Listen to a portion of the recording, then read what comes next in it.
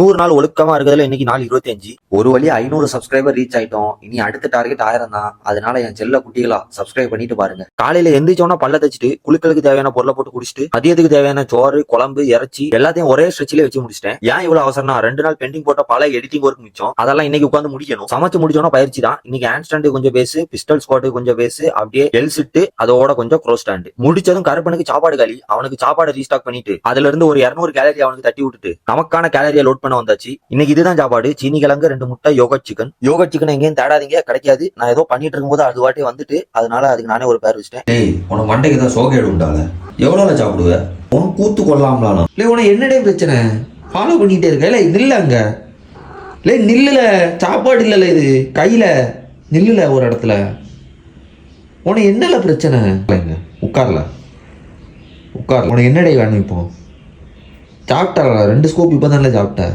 2 scoop 70 gram chicken சாப்பிட்ருவியா உனக்குன்னு தனியாக chicken கடையில் போய் வாங்கிட்டு வந்து போனேன் அப்புறம் என்னால உனக்கு பிரச்சனை மயிராண்டி டேய் டேய் தயவு செய்து தண்ணி குடிக்க போகிறோம்ல அமைதியே இதாம்ல போய் படாமல படு தூங்காமல கொஞ்ச நேரம் 24 மணி நேரமும் சாப்பிட்டுட்டால இருப்ப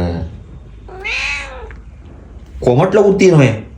கருப்பனு கூட ஒரு பெரும் போராட்டம் முடிஞ்சோன்னு ஜிம்முக்கு வந்துடும். ஜிம்மில் இன்னைக்கு லெக்கும் ஆப்ஸும் தான். அப்படியே வீட்டுக்கு வந்து புரோட்டீனும் மதியம் வச்சு சாப்பாடையும் சாப்பிட்டுட்டே நாளை முடிச்சுக்கிறேன். ஒழுக்க முக்கிய மக்களே.